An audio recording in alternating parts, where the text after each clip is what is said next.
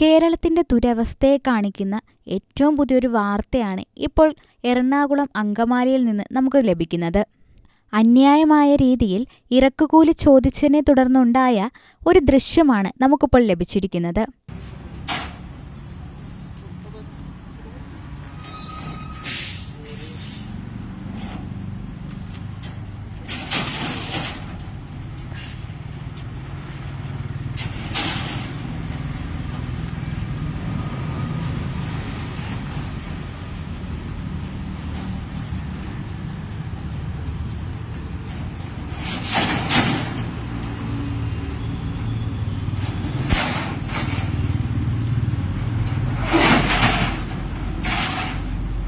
Angamaly saint Ann's college chairman George Kurian ഒറ്റയ്ക്ക് കമ്പി load ഇറക്കുന്ന ദൃശ്യങ്ങളാണ് നമുക്ക് കാണാൻ കഴിയുന്നത്.